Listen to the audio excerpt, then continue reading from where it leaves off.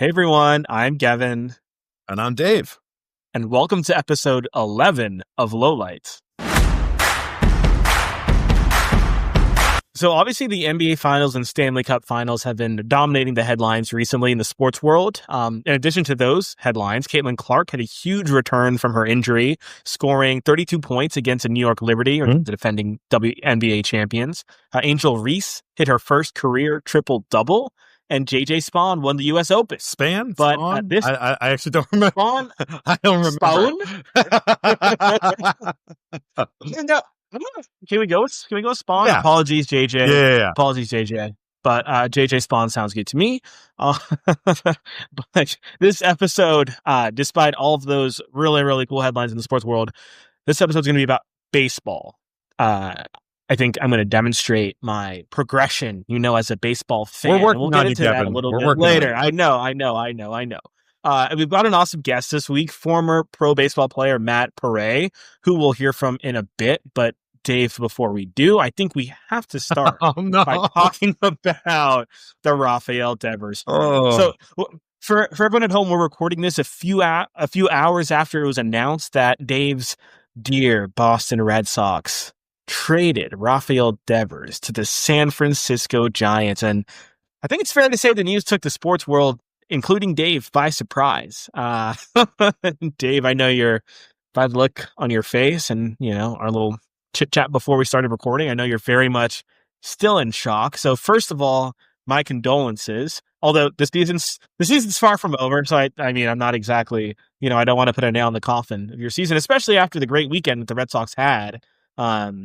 But, I'm curious, how are you feeling? How's Red Sox Nation feeling? You don't have to have a super well thought out take since this is so raw and recent, but is there anything you'd like to say? Thank you for giving me that grace, Kevin. I feel like I'm in need of some emotional support at the moment.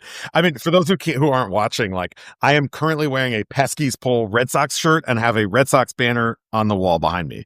So I come to this as a crazy Red Sox fan. There's a few moments in my life as a sports fan generally where news has come across my phone that has literally made me say out loud, "What? What just happened?"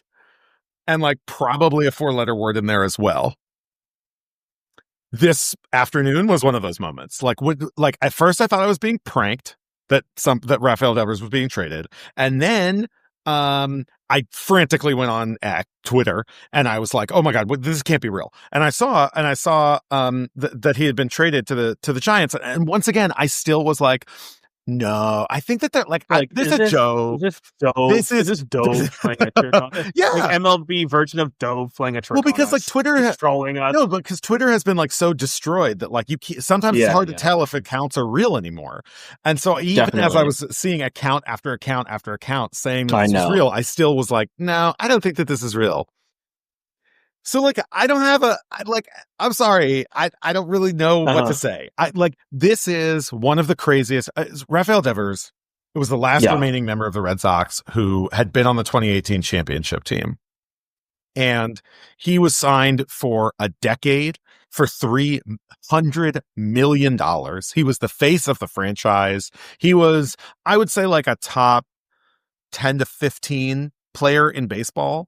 I was going to ask if you could sort of contextualize who Rafael Devers is and what he meant to the Red Sox. I'll try to do that briefly. I mean, basically, maybe using stars from other sports, or I don't know. Yeah, I mean, look, I think Rafael Devers was the last of the sort of prior era of big Red Sox stars, and after the Red Sox traded away our homegrown superstar in Mookie Betts, which is still I feel has totally changed the relationship between Red Sox fans and the team. Ever since the Red Sox, instead of paying Mookie Betts, giving him a huge $350 million contract, they traded him to the Dodgers. It's still hard for me to talk about, and that was 5 years ago. But ever since that happened, and Mookie Betts has continued to go on to a career that's probably going to be a Hall of Fame, first ballot Hall of Fame career. Rafael Devers the Red Sox ended up giving him a huge $300 million contract because he was our big prospect that had come up. They hadn't given a contract to Mookie, so it felt like they had to give a contract to Rafael Devers.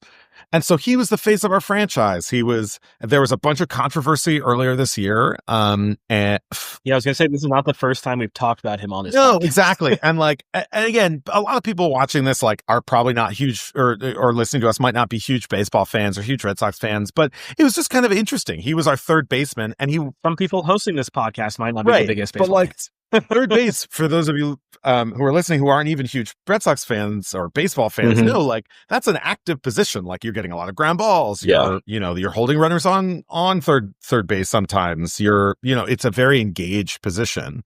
And the Red Sox signed Alex Bregman in the offseason and made Rafael Devers move to DH, and he wasn't happy about it. So just DH meaning designated hitter, where you don't play a position in the field. You just, you just take at bats.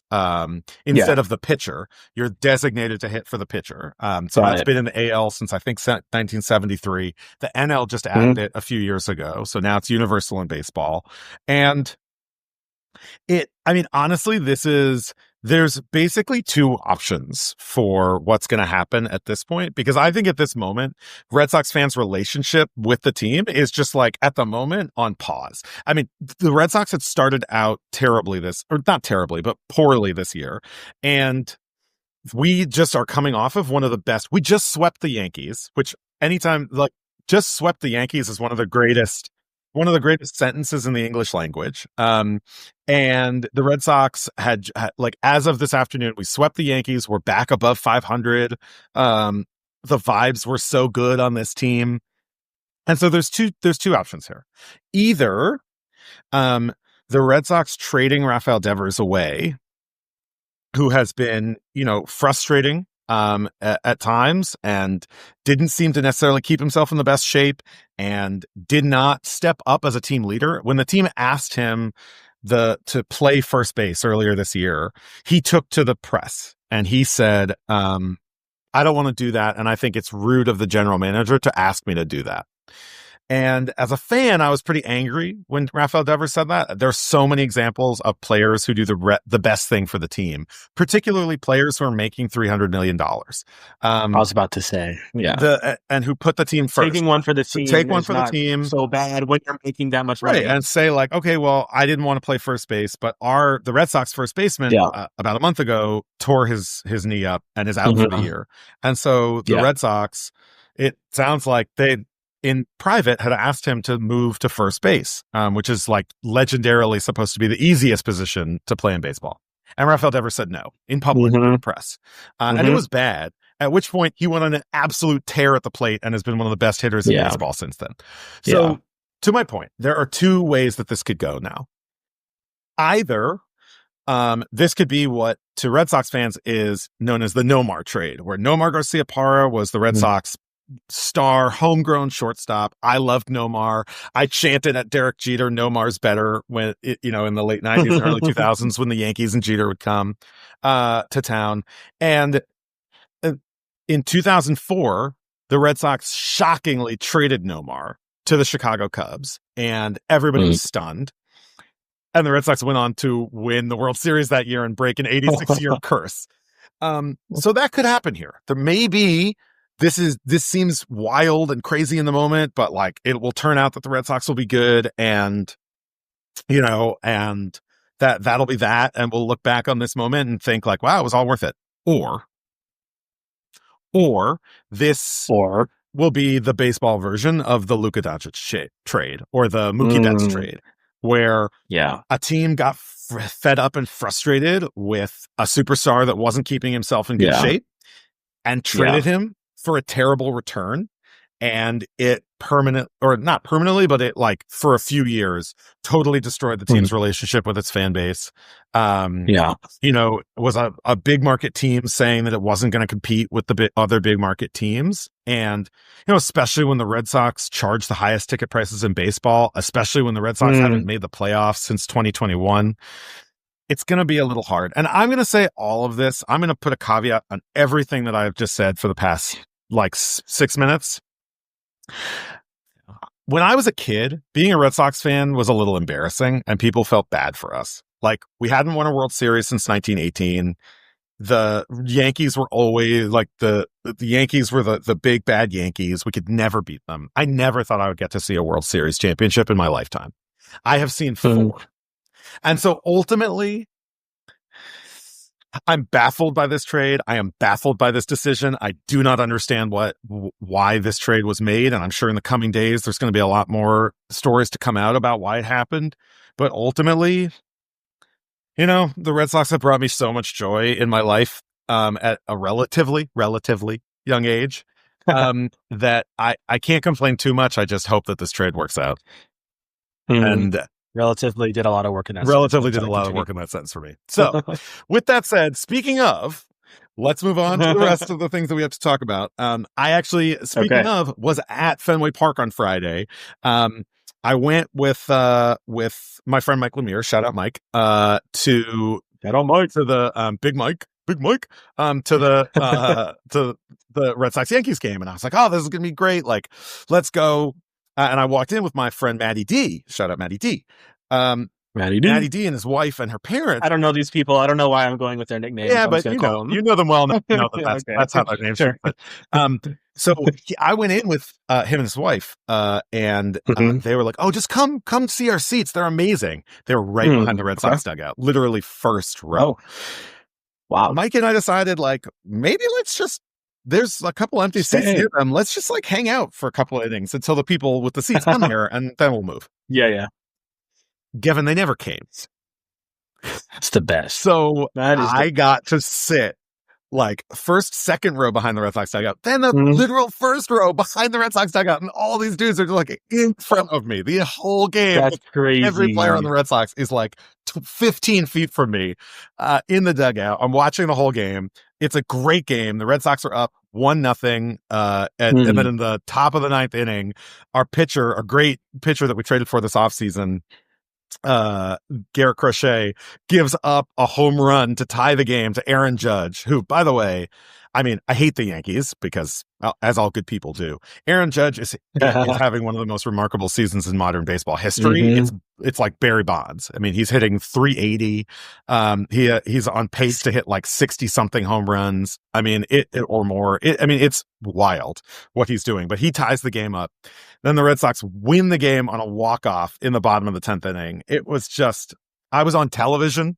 The seats were so good. I was about to say, for those who were watching the game, you may or may not have seen Dave on TV. Dave, I'm sorry, the one thing that could have made it even better is if they'd remembered to put your little, title thing on the screen. When they always show, when they showed the stars. Actually, yeah, and like, I'll get to this, but we were at the Mets game today, and they showed Chris Stapleton, who was at the game. It had like Chris Stapleton, whatever. So the one thing could have made it better is if they'd identified me, of course.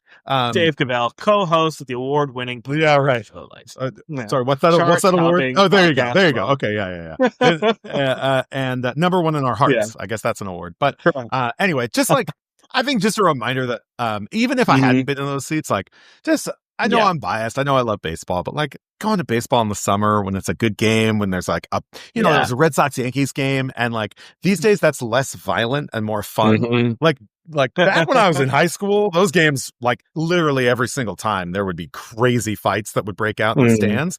These days, there's not so much of that, and it's more just, it's fun to be there. There's a buzz in the crowd, and it was just an illustration of why I love baseball and why I love going to baseball on like a beautiful night in the summer. And God, you looked really happy. You looked really happy on the big screen. You look happy. You look chill.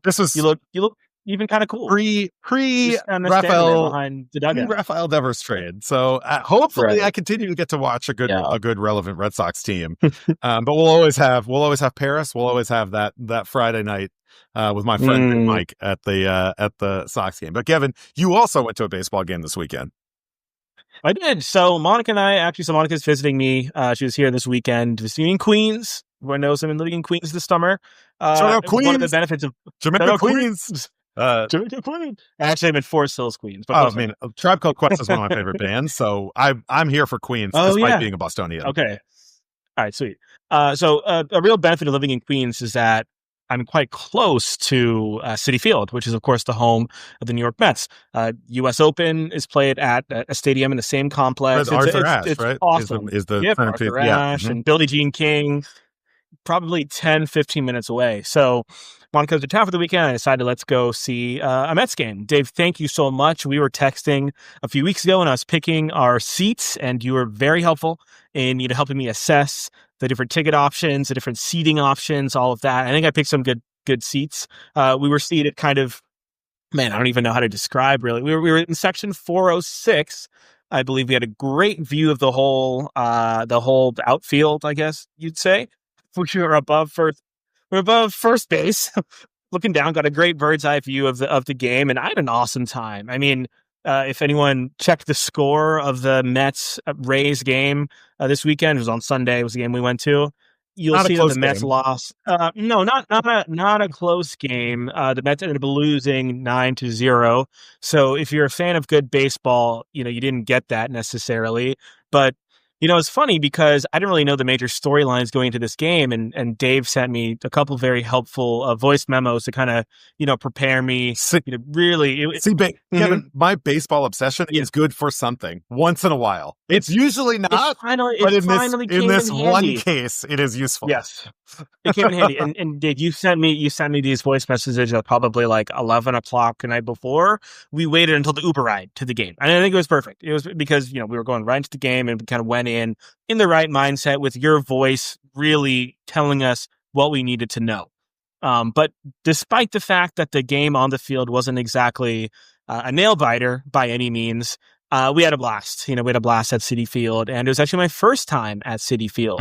And I thought that, Dave, this actually might be a good segue to this week's Lowlights trivia game. All right. Yeah. If it's a baseball themed one, I feel good about it. But let's see. You should feel good. I mean, working for the NFL, I went to a ton of NFL stadiums. I've been to fewer MLB stadiums, that's for sure. Definitely want to I want to go to Citi Field for sure. For sure. I've been to some classic stadiums, Fenway Park being one of them.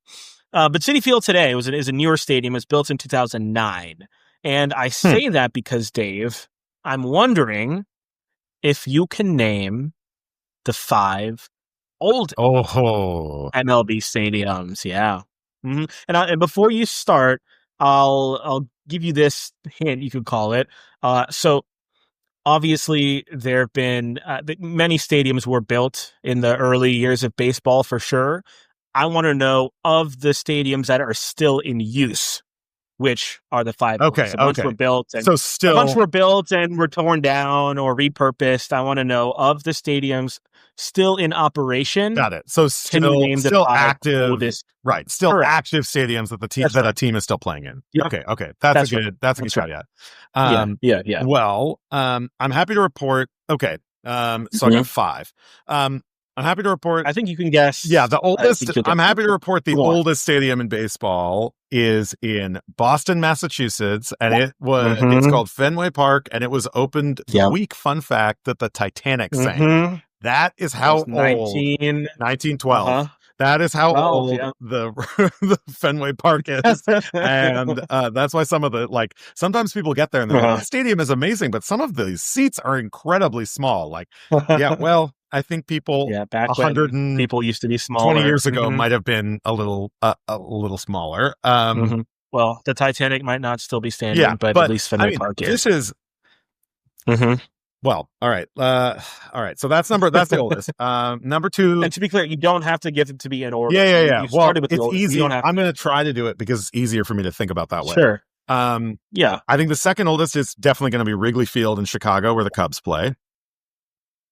That's right. Another stadium where I've toured it, but I have not actually seen a game there. Bucket list for my life is to see a game at Wrigley Field. Ideally, Red Sox, Cubs, but any game. Okay. And then there's this terrible trend where a lot of old stadiums have been torn down. In my opinion, the Yankees should still be playing at Old Yankee Stadium. The Phillies should still be playing at Connie Mack. There's so many baseball stadiums that we've lost that I think are so much a part of the history of baseball. But at this point, I'm going to say, I think the third oldest stadium in baseball is probably Dodger Stadium in LA. You got it. That's the third element. And what's funny to me is there's this like 50-year gap between. Yeah, because that's like what, Wrigley the early Field 60s? That was 62. Wrigley Field opened in 1914. So it just goes to show how many stadiums were built and because when the Dodgers moved to LA, they started out playing at the LA Coliseum. And then they opened Dodger Stadium. But like Dodger Stadium, for anybody who hasn't gone to Dodger Stadium, it is awesome. It is a great place to see a game, and it really feels. I'm still waiting for Monica to take. It feels like it. They've done a great job renovating and making it feel like the 60s. Okay, I actually now think I'm like going through in my head all of the possibilities. I'm going to say that the next oldest stadium, or like thereabouts, I'm going to say that Angels Stadium, also in LA. I mean, in LA area. Are you Oh, let's go. Was I right? Is that the next oldest? You're right. Oh, okay. That's nice because that stadium, underrated place to see a game. I'm going to no offense to Angels fans. Dodger Stadium is probably better. But Angel Stadium is great, and it's got good seats, it's got some good food, and good place to see a game. That was 1966. Okay, and then for those keeping track, God, so many of these other stadiums, like the Blue Jay Stadium, that's later. That's a little later. I actually think. I think I know. I think it's going to be Kansas City. Yeah. All right. Yeah, you got it. Kauffman Stadium. And it's funny because I was on the train after the game and I heard these guys talking about all the MLB stadiums they've been to. And one of them mentioned going to Kauffman Stadium in Kansas City. And his friend was like, "Oh, how was that?" He was like, "Oh, it was good, but it was old."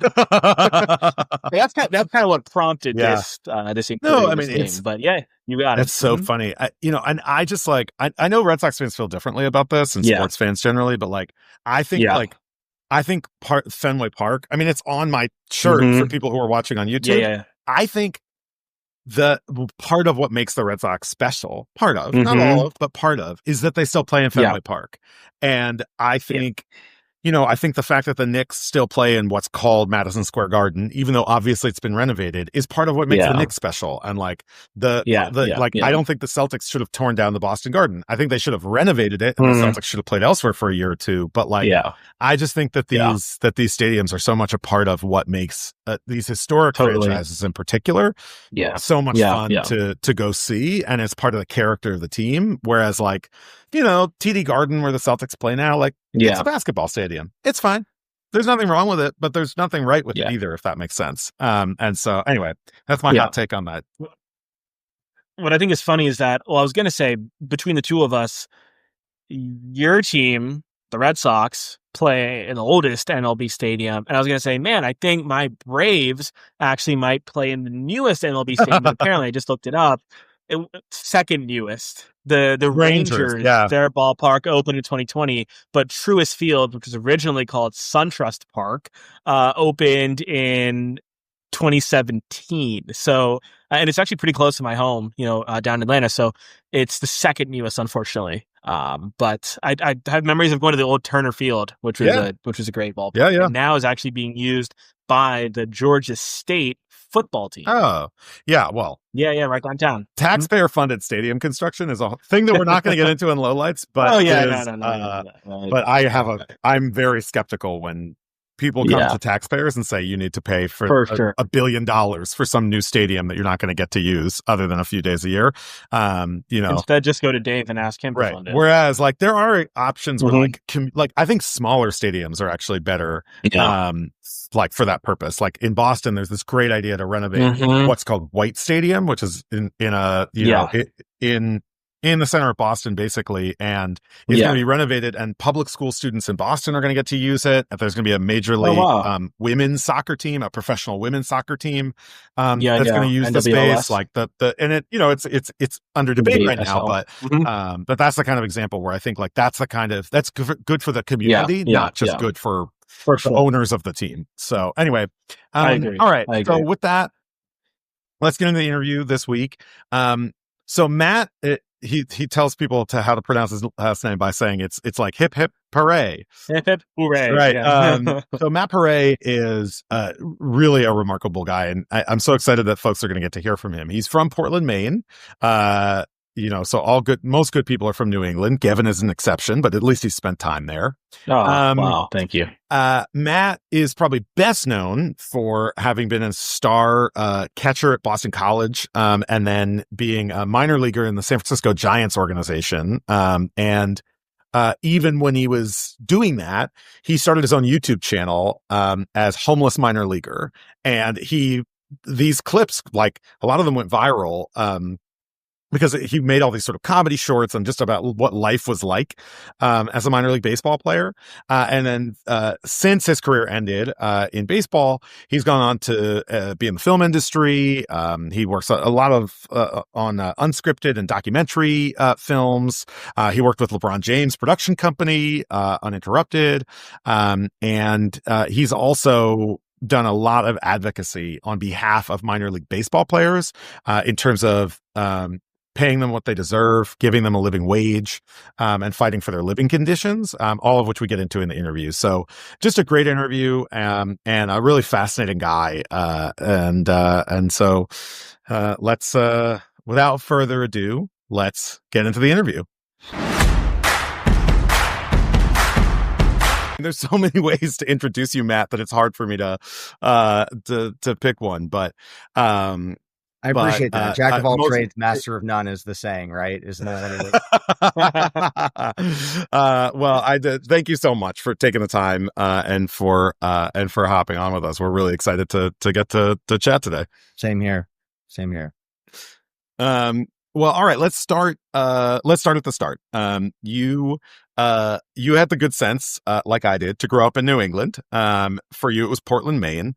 And I love Portland, Maine. I mean, one of the best food scenes in America. It's beautiful. But it's also not exactly known for its baseball weather. So can you just tell us a little bit, what was it like growing up in Portland, Maine? And how did you get into baseball?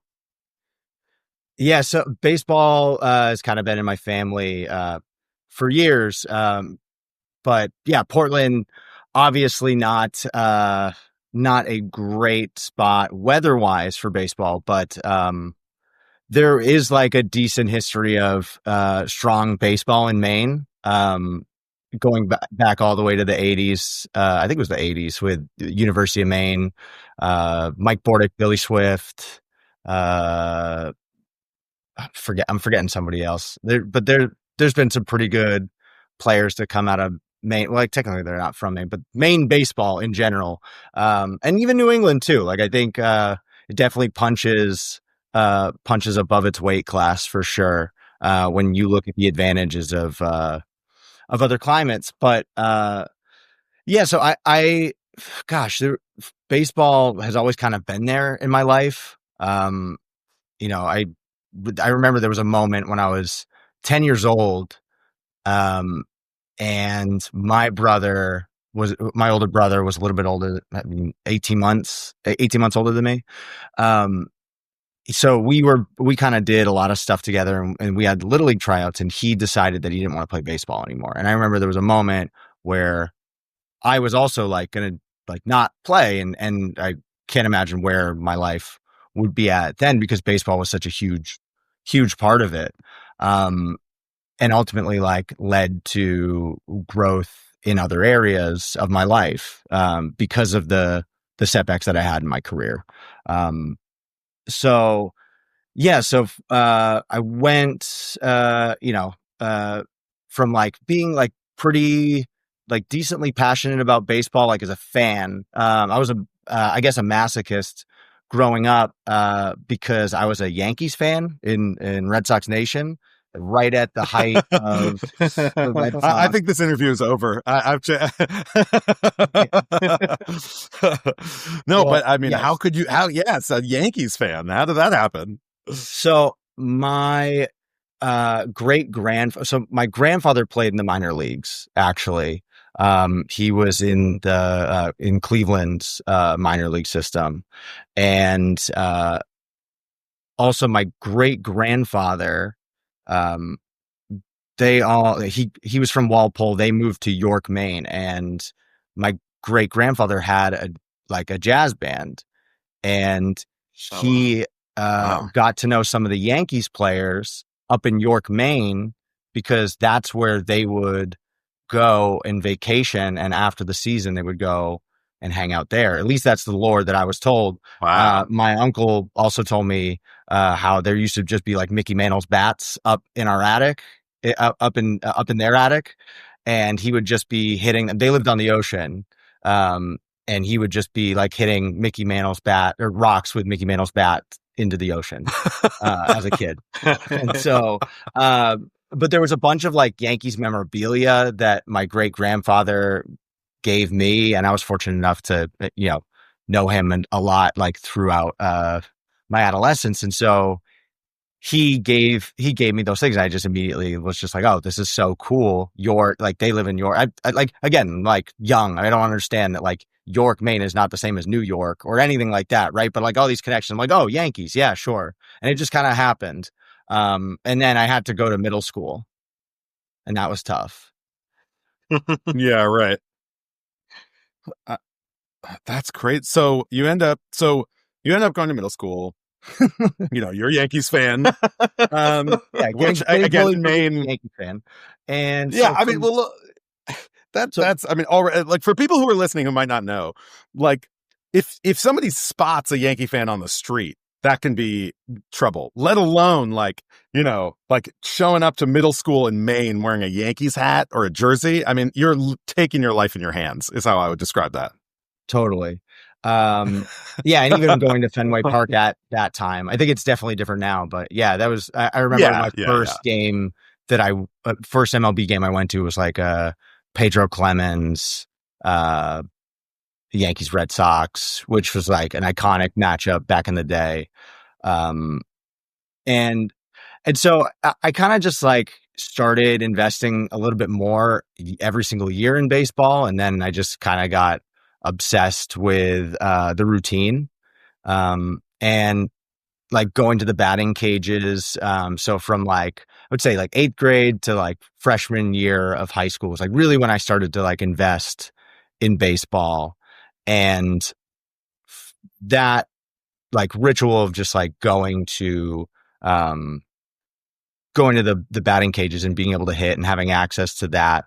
I was very fortunate to be able to do that. And because, a lot of people just play baseball in whatever season that they play, right? I like youth sports is different now, but like back then, that's what it felt like. It felt like it's like, okay, some people just pick up the bat whenever their season or bat or ball or whatever it was for the season. So I really started investing more, traveling, going to like showcases, getting to Florida. And so we had a really like dominant team in high school anyway. So in Maine. So I ended up leaving for Florida my senior year of high school. So we had won back-to-back state championships. And then my father was actually one of the coaches there. And basically we had a party at my place after one of those. And I'm telling this as from the perspective of like, I don't talk to my dad anymore. So like this, I'm going to lead with, I'm not going to bury the lead. So I don't talk to my dad anymore. He was an example of someone. Happy Father's Day. Yeah. Happy Father's Day. Yeah. But he was always an example of someone like not to be like growing up, and like pushed me into baseball a lot too. But so anyway, he gets in trouble for basically it was the advent of Facebook, and he gets in trouble for furnishing, I think it was what's it called, furnishing alcohol for minors, because all these photos get posted on Facebook. And again, he was always an example of what not to be. And so I never had a sip of alcohol until my 21st birthday. Like I was just like such a rule follower. Like I was, if you ask like my younger sister, like I was the adult, like picking her up and like driving her around. So anyway, so he gets in trouble for that. He ends up like having to deal with legal stuff. I'm like, I don't want to deal with this my senior year. And I go, and my mom really, like, she's an absolute saint, finds this school in Florida, this like public magnet school in Florida. She's calling like everyone to like get me out of this current situation I'm in, and find this school. And she sets me up, and she's a flight attendant, and she was like just starting at JetBlue at the time. And so they had just like started a route to Fort Lauderdale, I'm pretty sure. And so she was able to, like, I lived in a 1-bedroom apartment my senior year of high school and would drive myself to and from school and to baseball. And she would come down every 2 weeks and check in on me. Because it was just the situation was going to be a lot better for me going into my senior year. That I also had my hitting coach that before that I would go down to Florida every once in a while and like go and hit with this guy Wally Horseman down in the Fort Lauderdale area. And he lived like right down the street from me. And it was just really like such a, I guess, it was an incredible situation, such a tough, it's an incredible outcome for such a tough situation, because I was fortunate enough to go to Florida and play baseball for my senior year to get ready for college. I was already committed to Boston College at the time. And I got to have my personal hitting coach who would live right down the street from me. And I only went to school there Monday through Thursday because it was an experimental like magnet school program. And so on Fridays I would go with him and hit at the field with like a bunch of big league guys were there, like Matt Trainer, Juan Pierre, Doug Bernier, like a ton of great, Dontrell Willis would be there. Like a lot of great guys that I learned from that. I mean, hitting with big leaguers, a couple times a week, and then also like getting in front of scouts that I couldn't have gotten in front of, and this is when you were still in high school, Matt? Yeah, this was when I was 17, 18. Yeah. So I turned 18. Wow. Hitting with major leaguers. I mean, but what stands out to me, I mean, so many things about even just what you've said here, Matt, stand out to me. But I think one of the things that I want to just focus on is exactly what you just said, Matt, about the contrast. I mean, here you have what from the outside, a lot is the dream that I think a lot of folks have for what they are doing at 17, 18 years old, especially if they want to be pro athletes, right? You win back-to-back state titles. You're going to Florida. You're going to go, you already know that you're going to go on to this great college program at BC and continue your baseball career. And so I guess the contrast, though, with what your experience is as you're living that is just so interesting. And I mean, obviously sad in so many ways. But I think, I wonder, do you feel like that's given you a different perspective sometimes? Like when people see the highlights, or they see somebody who's talking, about their journey to the major leagues or their journey to be a pro athlete, I wonder if your experience makes you wonder what's going on behind the scenes, or what that person's life is actually like when they're not showing their highlight reels on ESPN or whatever. And totally. Yeah. I mean, that's definitely the case. I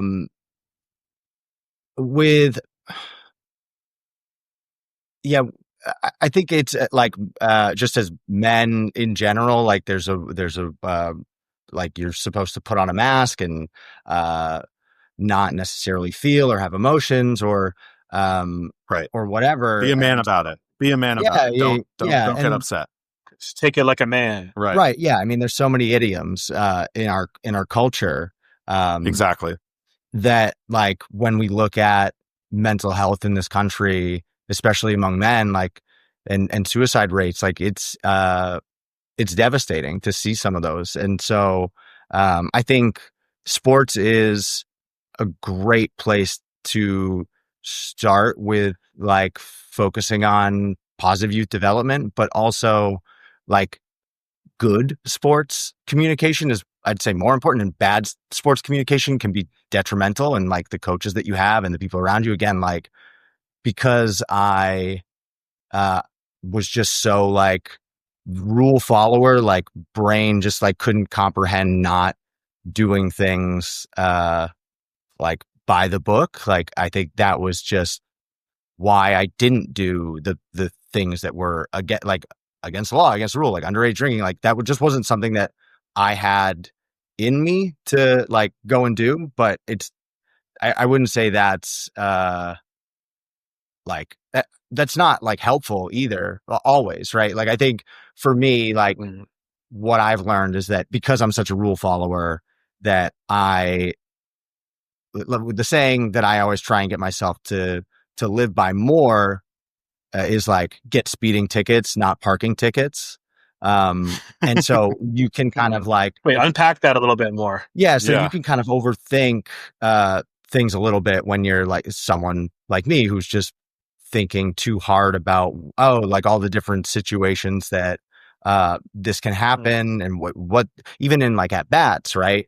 And like thinking about, okay, I'm standing in the box, like, oh, what pitch is he going to throw? And I'm like, I'm getting my sign. I'm like, okay, you just do this.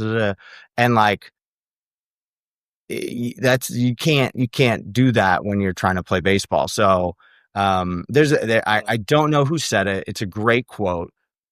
And I know we're bouncing all over the place. I'll get back to finishing the story, but there's a great saying in baseball, and I don't know who said it.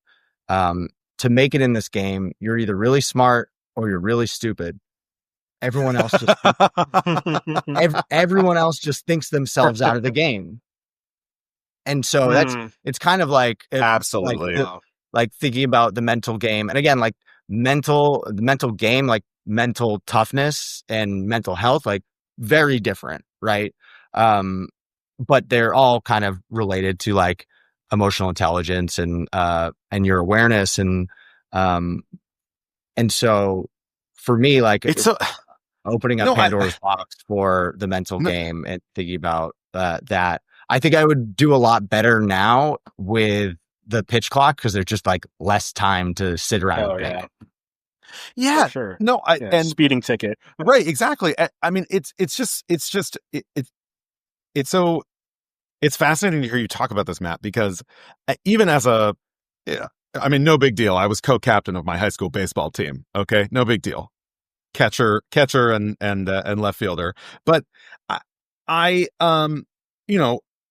even from my point of view, I have long suspected that baseball, I mean, I was going to get here eventually, but just because you brought it up, I have long thought that baseball presents a sort of different set of challenges for people's mental health and just how they think about themselves in the game than some other sports do. Because, right, I mean, it's a cliche that even the greatest hitters in baseball, the best players in baseball at the professional level, are still getting out 60 to 70% of the time. I mean, the failure is so common and so frequent in baseball. And even the best pitchers, they're still, I mean, their ERA means that they're still expected to give up runs every time they go and pitch a game.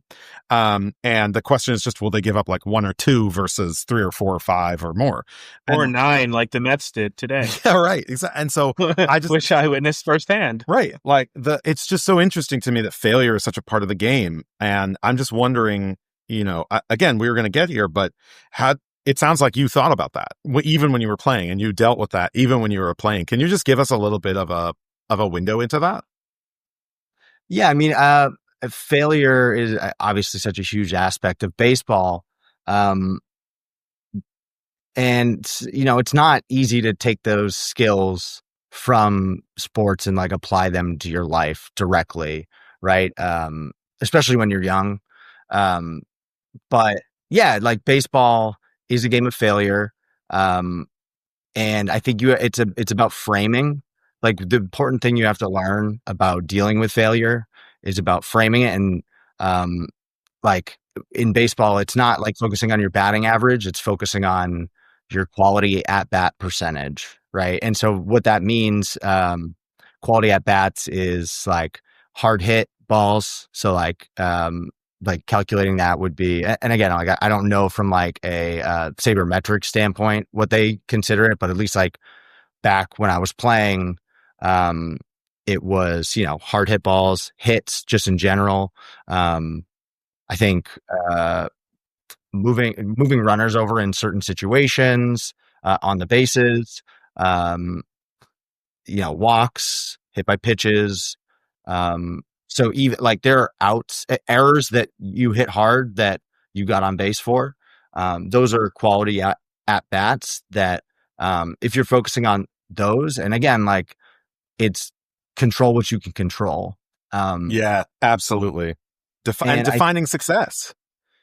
Yeah. Defining success and controlling what you can control. And I think that's tough too. And, we see it like that's not in sports. That's easy to say, but like looking at, the climate where we're at right now, like there are a lot of things that feel out of control for people, and you can see the frustration in the culture right now of, how people are just frustrated with their material conditions and are not being heard by, but don't feel represented in politics, or aren't being heard. And again, like you talk about young men and like how the direction that this election went. We can talk about that later when we're not talking about baseball. But yeah, a lot of this I feel like is interconnected, and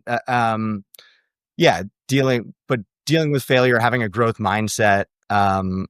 Those were like two key things that that I learned from playing, and I like try and take into my post-playing days. Wow. Yeah. Matt, I mean, I have so many more questions for you, obviously. I'm loving this conversation a lot, and I know our listeners will too. Dave knows this, but I'm very much a football guy, and I appreciate baseball. I mentioned a minute ago, I went to the Mets game today. So I love going to baseball games. Do I always turn on the games on TV? Maybe not, but I see why it's America's pastime. I say all of that to say, I have a question for you as someone who's certainly, given I haven't watched a ton of Major League Baseball, I've watched a lot, even less minor league baseball. So I'm wondering if you could, can you paint a picture for me and for our listeners about what life is like as a minor league baseball player? Yeah. So I'll start back a little bit further from my playing days. So I got a taste of the minor leagues back when I was in high school. So when we were living in Maine, I had, I think it was the Red Sox had just come in as the affiliate for the AA team. I'm sorry, the AA affiliate that was there, that was the Marlins, then became the Red Sox in Portland, Maine, the Portland Sea Dogs. The Portland Sea Dogs, yeah. Yes. Yeah. And so that was the team I grew up watching. In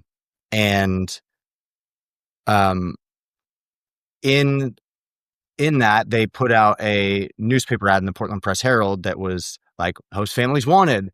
And so we ended up applying for that. We got it. And then we became a host family for years for minor league baseball players.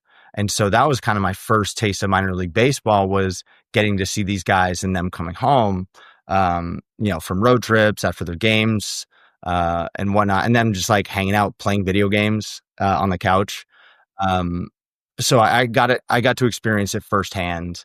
And then they ended up needing a bullpen catcher when I was 16.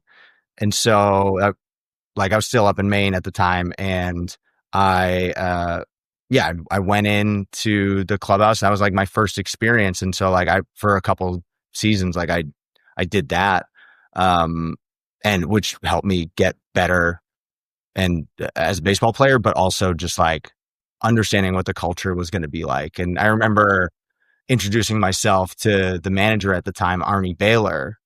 And I said, "Hey, coach, nice to meet you." He's like, "Don't call me coach. My name's Arnie." call me Arnie. And so that's obviously a different culture in baseball. Like when you get to pro ball, it's like in college sports, you're saying coach, like with your head coach, your assistant coaches. And when you get into pro ball, it's not like you are talking to another person. And like, I think that kind of gets into the culture of baseball, that, they're wearing the same uniform as the players, right? Right. Like, it's so noticeable. Absolutely. Like, and maybe it's like left over from when there used to be player coaches that I don't know the reason why, but I've always wondered. I was wondering that today at the Mets game. Yeah. Yeah. Why do the coaches also have to wear adult pajamas out on the field when they don't need to? But yeah, there's no like functional purpose for that. But yeah, I think it is that like a lot of people are like that are coaches are like former players. And so the same culture just kind of like adopted from a communication standpoint is like, you don't call me coach, you don't like call me by my name. Anyway, so yeah. So wait, so that aspect was the same in the major leagues? Same in terms of like sort of the flat organizational culture. Okay, got it. Yeah, it's all you don't call them coach. Yeah. That's across, even in the majors. Okay. All minor league baseball, all major league baseball, like all pro ball, even indie ball, I'm sure. But interesting. Sure. But even in your story, like I want to get back to your story, Matt, but like even already, I think like a lot of people who don't follow baseball that closely probably just like never think about what life as a minor league baseball player is like. And to your point, it's just so different than the NFL or the NBA. Like you're talking about players living with just random families who volunteer to host them and coming home from road trips as a minor league baseball player. You're just going to some family's house somewhere in the community where you play baseball, and like playing video games with their kids at night and eating dinner with them as a family. And that's your home while you're playing for these teams as you're part of a professional sports team. I mean, that's just, I'm sure for a lot of people who are listening, that's crazy. Yeah. And for our political friends who might be listening, like it sounds like you're a field organizer in Iowa or something like that. That's exactly what it sounds like. Is kids who pack up their life in their car and drive to Iowa or drive to wherever the campaign is that they're working on, and it's called supporter housing, and you just live with whatever family is willing to put you up as part of the work of the campaign. I mean, it's very similar. Mm-hmm. Yeah, that was the case back then. We'll get into the like advocacy stuff in a little bit, but the housing situation at the time and the pay was not good. I remember the most that I made in a season in my career was I think $8,000 for the season.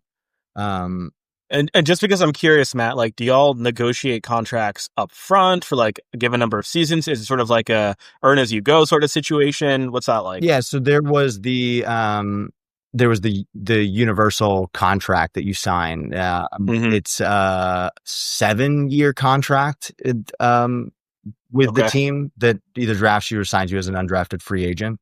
So yeah, 7 years, you have a signing bonus. And then everyone else is on the same exact pay scale year over year. So I ended up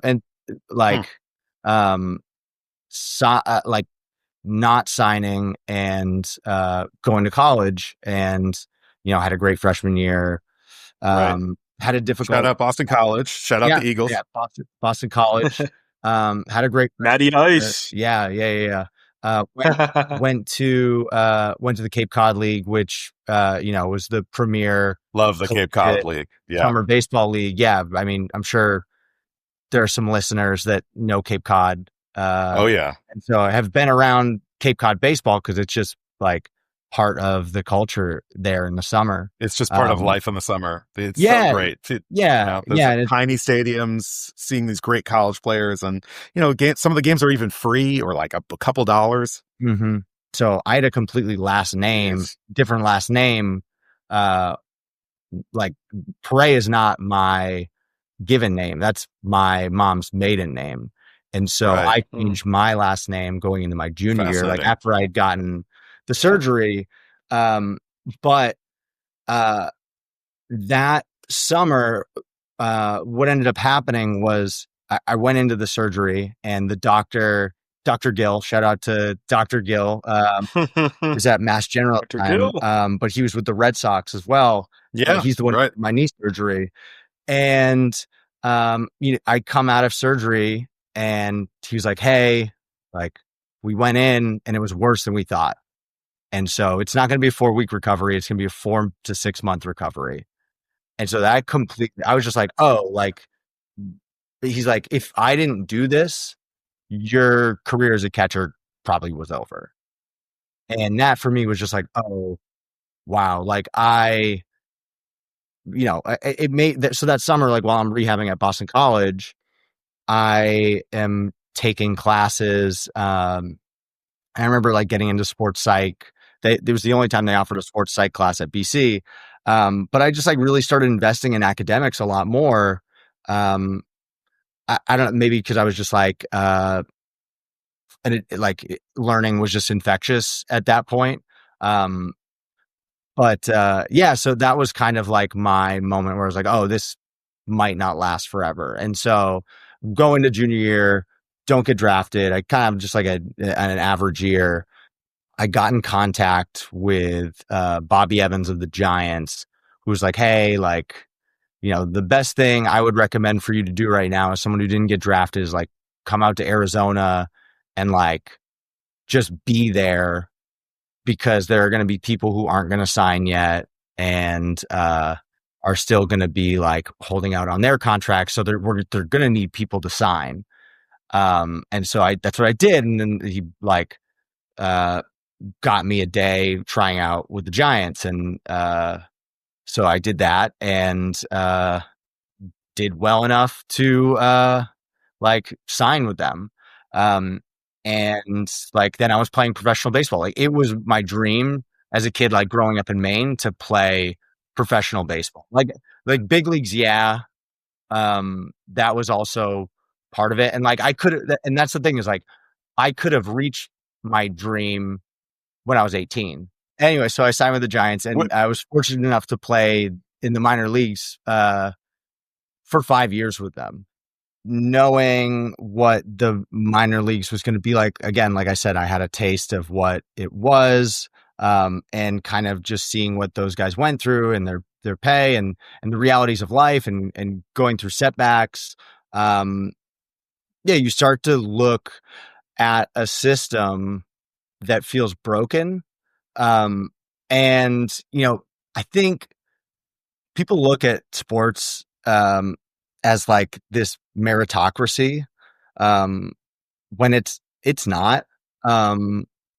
It's not. And I think that's why in America we hold it to such high regard and are really precious about it. And we use that to talk about the American dream as well, in the same similar language, that there is this meritocracy, and we all know that to not be true. That frustration, you're in the, like, it, to me, like the minor leagues, like once I started living through it, I like learned more and more that like it's a microcosm for, it's like a good representative of like what America was. So yes, like they are, like sports and America are the same, but that idea that this is a meritocracy is just false. Like I saw so many guys who just like didn't get their opportunities, who might have been playing better than the other guy, just because they signed for more. And again, like I'm not advocating for players to be against players in this scenario and like to like fight against one another. I think it's the corporate interests of these organizations when they look at players as assets and investments, and that idea of the commodification of the athlete is just like unfortunate, that like you could have someone again who is performing really well. Like there was I remember a guy who like got released at spring training, who was like a 300 hitter and like had won like a Gold Glove. in the minor leagues, who got released because they needed space on the roster. And it's like, that just happened. I had one of my managers in the minor leagues, like I remember there was he brought me into his office, and he was older, and he played in the big leagues for I think 10 years, which 10 or 12, but like 10 is like the big number that you want to hit, because that's when you get all the pension and whatnot. Like there's a lot of like benefits that unlock like in your post playing days. I imagine it's pretty hard to hit that. I mean, thinking about the NFL where the average playing career is super hard. 3 years, Totally. Yeah. But he brought me into his office and like sat me down, and he's like, has tears in his eyes, and he's like, I tried to put you in, but they sent back the lineup without your name in it. They, as like the organization, like the higher ups at the organization, because they wanted to see this other guy play. And again, like, I'm not like, I don't hold anything against that teammate of mine, right? But it is like frustrating in it anyway. So there are just moments like that I saw throughout my career where I'm like, this system is broken. And that's not even to like, none of that even mentions the low pay, like low salaries that everyone was making in the minor leagues. Like I was saying, like the most I ever made in my career was like, I think $8,000 or $8,500 in a season. And then you don't get paid in the off season. Like if I asked you like back then, or most people, how much do you think minor leaguers get paid? They would say, I don't know, like $100,000. Like they just, absolutely. Like, oh, you're a professional athlete. Like I would assume that you would get that. And it's like, no, that was absolutely. That was not the case. It's not even close to minimum wage. I mean, not even so far beneath minimum wage, especially given the hours. It's all consuming. Mm-hmm. Right. And so that, like, I was couch surfing in the off season in the Boston area. And, I had a mentor of mine who I met through his charity baseball game that he puts on in Cambridge, Steve Buckley. He's a columnist with The Athletic now. Yeah. But he and I really connected. I like helped him that year that I had knee surgery. Like I helped him out, like put on the game that summer because I was in Boston. It's a great game. If you're ever in Boston, like go check out in August, old time baseball game. They put on these wool uniforms. Or like the throwback uniforms, the nice big baggy ones. And they do the Jackie Robinsons. Yeah. And the Babe Ruth. Yeah. And they're all like, Steve did a great job of like curating these uniforms to like have stories behind them. And he could tell you like anything and everything about every single one of the uniforms and the history of it and like who wore it. But so that's great. He used to be like starting his journalism days. He was like on the beat. I'm pretty sure he was definitely like on the beat in the minor leagues. He was in Old Orchard Beach, Maine. Coincidentally, they used to have a AAA team called the Maine Guides. And so he understood the minor league baseball struggle. And so Steve opened up his home to me, and when I would go to my workouts in the off season. So I would drive down to Steve's place, and he would put me up in his office, and I would crash there. And then we would go get coffee in the mornings, and before I'd go to my workouts. And so we're sitting there, and he's writing his column for the next day. Or he had like a deadline later that day. I mean, you guys are used to deadline writing. We're used to deadlines, yes. And have written anywhere and everywhere. Coffee shops, offices, trains. Yeah, and motorcades. Yeah, right. Yeah, I can only imagine the places planes, trains on more. Yeah, exactly. So Steve jokingly said like, "Oh, you're just a homeless minor leaguer living out of your car." Because he saw like all the stuff that I would like bring to and from his place and to my workouts. And so he would be sitting there writing or like reading. And I'd be like, well, what am I going to do? So I started writing, and I like learned from him, and like, he helped me out a ton. So I started a blog called Homeless Minor Leaguer. Like Steve came up with the name. I just put the .com at the end of it. Already off to a terrible start as a writer, right? Having someone else. But so Steve, really mentored me throughout that process. And I was writing these blog posts about my experiences playing minor league baseball. And again, like somewhat getting radicalized at the same time to see like, hey, this system is broken. And I went from writing, and I've always like been like a big fan of digital media, like growing up. Like I just remember like growing up on YouTube, watching that constantly, like from comedy to informational, like edutainment, like everything in between. That like I started my own YouTube channel when I was playing called Homeless Minor Leaguer, and I took some of those blogs that I had written and turned them into videos, and those started picking up. And Steve was like, yeah, you're a really good writer for video. I don't know if you got it for text only. And I'm like, all right, yeah, like it's fair. But that's what you need in your life too, right? Is like, you need people. It's not that like Steve said I couldn't do it, right? Like having a mentor like that, it's like guiding you in a place where you're going to be best suited for this and help the most possible people.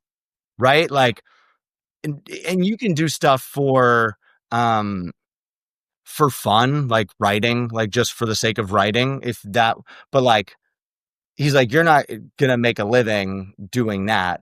You could do this. Like he's like, I can't do what you do with video and how you write dialogue and whatnot, or even just like for myself and unscripted stuff, like being able to write dialogue. And I think that's important for like mentors to do that, is like guide people in directions where they're going to help the most possible people they can at the intersection of that and their passion and also what they're good at, right? So like Venn diagram, if you're listening audio, I'm like doing some crazy stuff with my hands right now. I'm doing like a 3-circle Venn diagram of all three. Gevin and I worked for somebody who invites Venn diagrams, talks a lot about Venn diagrams. So hopefully people will be familiar, and we'll be happy to remind them. But yeah, so I mean, so it sounds like, Matt, you'd always had this interest, and Steve told you had a mentor who was encouraging you, and here you are now. I mean, tell us a little bit about what you do these days and how you made that transition, because you are, as you said at the beginning, a jack of all trades, and you have done so much in the film industry. You've done directing, you've done producing, you've done some writing, it sounds like, and also you have an advocacy piece to what you do as well. So I'd just love to hear a little bit about that. Yeah. So I went from like doing the YouTube videos, that was starting to pick up, and I used it as an outlet. I did like a lot of comedy sketches and vlogs and shorts about my minor league baseball experience, and I would kind of use that as a shield, because I would use comedy as a shield, because I could say some things about the system, but still keep my job. And I was an undrafted free agent. And so it's not like I had a ton of leverage. Not much job security. Right. Exactly. So I had to be strategic about it. So I got, I was playing, and I was at 2018 spring training, was the year I got released. And I remember my mom was the second person to call me. The first person to call me was another mentor of mine, again, like you're seeing a theme of like strong male figures here in my life. Another one is Paul Soter. And an incredible mom, it seems like. Yep. Yes, of course. Yeah. Absolutely, like an absolute necessary part of and like formative part of who I am and role model. But Paul was the first person to call me, and I had met Paul. So like Paul is a writer, actor. He's like part of Super Troopers, Beer Fest, the Broken Lizard guys. And so Paul calls me and he's like, I still have the voicemail. Like I saved it because I was just like, wow, this is so, I'm going to want to hear this and listen to it again, for a long time. But he's like, hey, I think you can make it here in LA. Like, I think there's an opportunity for you. Like, I think you should come back here. Again, like mentors, like guiding you in ways to help others. And even just like, again, finding the intersection of Venn diagrams. Right. And people just being there for you at such a critical moment in your life. Totally. I mean, here you were at a crossroads in your life. And, you know, for people who are listening, thinking to themselves, maybe like, I want to be a mentor for other people someday. Honestly, just it's like you saved that little voicemail took Paul how many seconds to record, how many minutes to record, and you've kept that with you for your whole life since then, Matt. So I just wanted to note that for people who are listening, like sometimes it's not that hard. Sometimes you really just have to be there for people, and that makes such a huge difference. Totally. My homeless minor leaguer videos ended up being like my portfolio of work, and that got seen by the head of athlete relations at Uninterrupted, which is a media brand founded by LeBron James and Maverick Carter, all focused on athlete empowerment and being more than an athlete. Very much aligned with what my values were, right, and are. Just like being able to speak up and use your voice. So I ended up I started to work there after, had a really like unique experience working there and learned from so many incredible individuals. I went from baseball to doing this, but this is the perfect transition place for me to like kind of merge the two of those.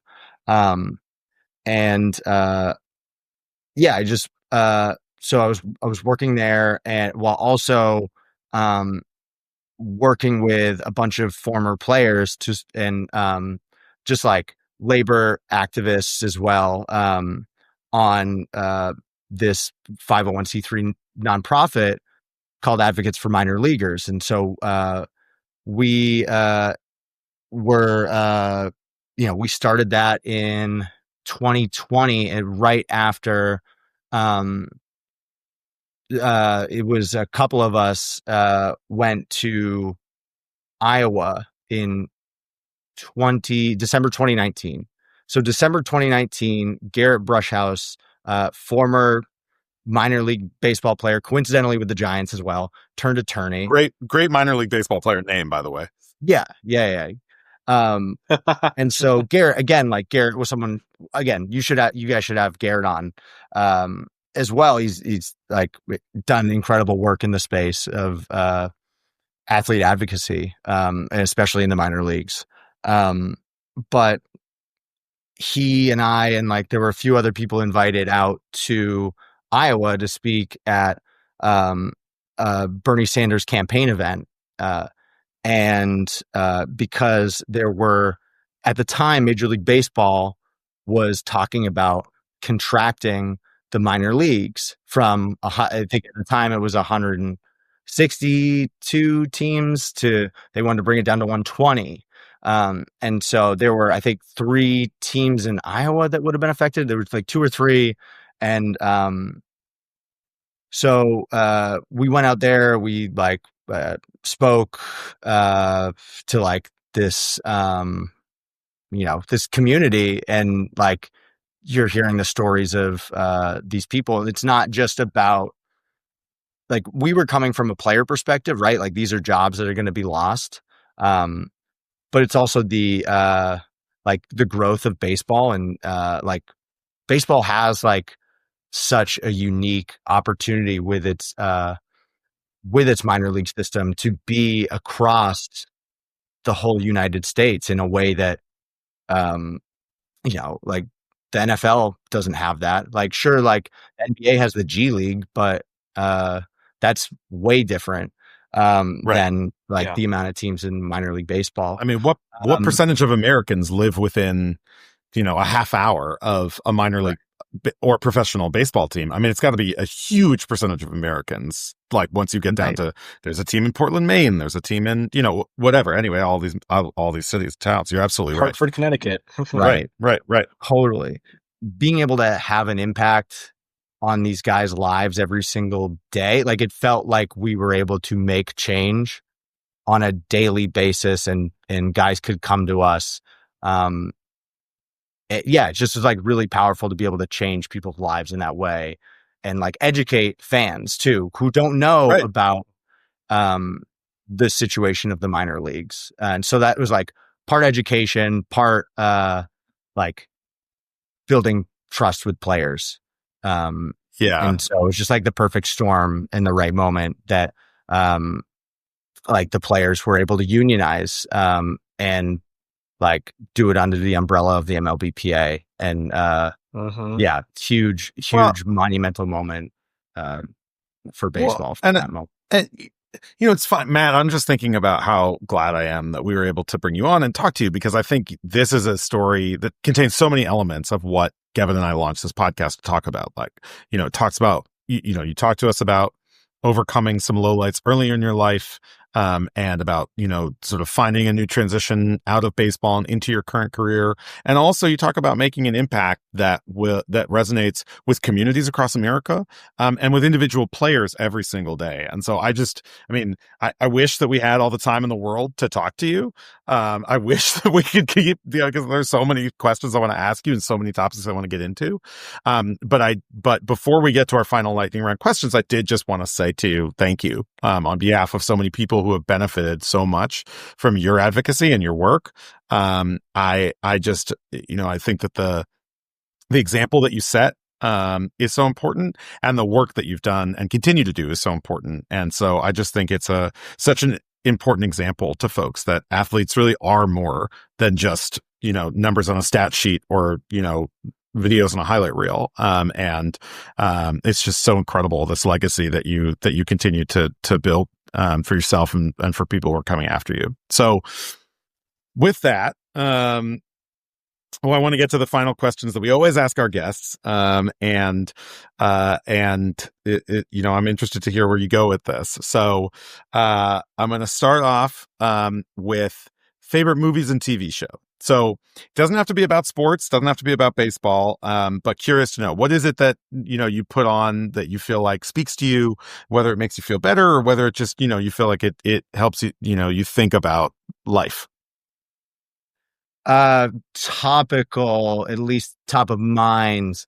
I'm thinking Andor. I'm really excited to watch. Oh yeah, I haven't started it yet, but it just I just watched episode 1 recently. Yeah, what could be relevant, Matt, about a band of rebels taking on a sort of evil empire and trying to restore democracy to their world? I don't understand why that's relevant. Yeah, seeing the slow creep of fascism. Taking on fascism and dictators. Yeah, I don't understand what's relevant and more timely about that. Great show. Okay, number 2, music. What do you listen to when you're down, or what's the music that, like, on those trips maybe from Maine down to Boston when you're getting there for workouts? Like, what do you flip on? What's your go-to? Gosh, I don't have like my go-to. I'd say, again, like recently I've been really into 1980s Japanese city pop, and I can't tell you any of the song names. Not where I thought you were going.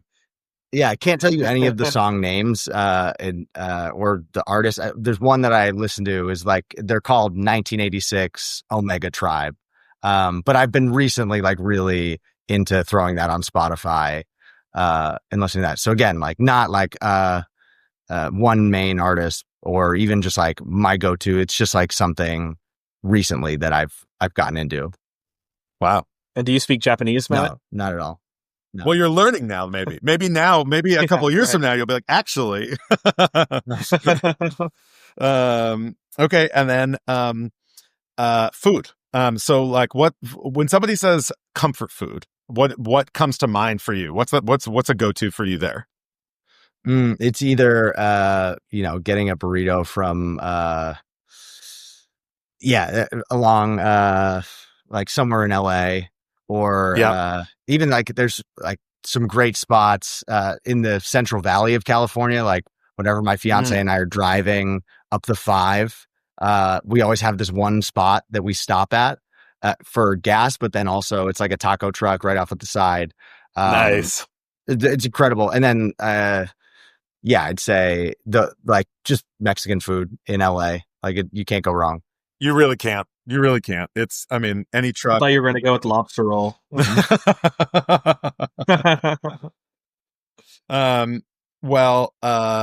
Matt, it's been such a pleasure to get to talk to you. Thank you for sharing your wisdom. Thank you for the work that you have done and continue to do.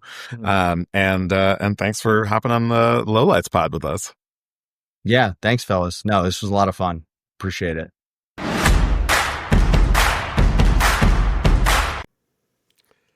All right. So I was going to say we're back, but I'm back. It's Dave. This is one of the challenges that you run into when you're recording a podcast on the other side of the country.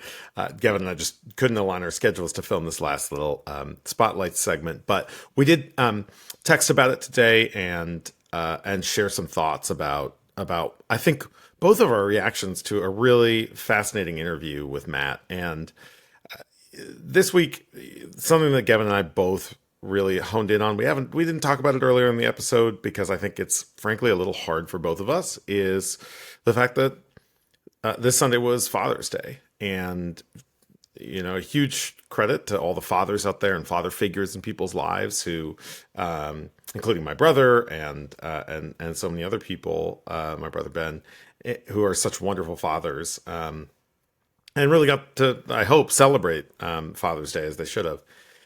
But I think, as Gevin and I may have mentioned a couple times in this podcast series, the Father's Day is hard for the two of us. And both of us have lost our fathers. It's something that bonded the two of us early on when we were first getting to know each other at the White House. And we talked about the experience of losing our fathers, Gevin at a younger age than I did, and how hard that continues to be in a lot of ways. And I know that I got some texts from people on Father's Day who had similarly lost their father, and it's hard. I mean, of course, we want to celebrate people who are celebrating their own fathers, and when you're watching a baseball game on Father's Day, there's so many tributes to fathers and people who are have been there every step of the way for their sons who are playing in Major League Baseball, and they often show them pictures of them and then show them in the stands, or they show clips of the players talking about their dads. And just in general on Father's Day, you just hear so much about that and see so many examples of it. And I think for all of us who have lost our father, it can be a hard day. And so, this is the Lowlights podcast. We're here to be a resource to people who are struggling, and for whom holidays in particular can be hard and can be a time that really underscores a loss. And so, both Gevin and I think were really struck when Matt in this interview was so candid about the fact that he frankly just does not have a relationship with his father anymore. And it was, I think, interesting for both of us to hear that and think about that, and understand that, for somebody like Matt, he might not have physically lost his father, but he emotionally lost his father long ago. And so a day like Father's Day, I think, is hard for Matt in a very different way, but in a very real way as well. And I think both of us were really struck by that, and by remembering that you never know. I mean, as we said even in the interview, you never really do know what people are going through, and so much of the point of what we're doing and what we're trying to do with this podcast, by interviewing people who have been professional athletes, who have been on that journey, who have, are the kinds of people that you see on social media, or read about in the newspaper, or see on ESPN, and think to yourself, oh, they must have it all figured out. At times, people, I think that, I mean, certainly nobody's watching us on television just working in the White House, but I think people think that about us. People who work in the White House, people who in any career, in any field, who you see, just these little snippets, these highlights from their life on Facebook or on Instagram, or just in stories that people tell. And I think it can paint a very false picture of what their life is actually like behind the scenes. And so that's part of what we're trying to do here. So, I'm so sorry. Gevin and I were just texting about how sorry we are that Matt went through that, and has had to have that journey without his father in his life, although it sounds like for him it makes sense, and his father was not a positive presence in his life. But anyway, so I think both of us were struck by that, and wanted to just highlight it, in case there are people listening who feel the same way, or who resonated with that story. So that's Spotlights. That's this week's episode. Thank you all so much again for tuning in, and we'll see you same place next week. All right. Thanks, everybody.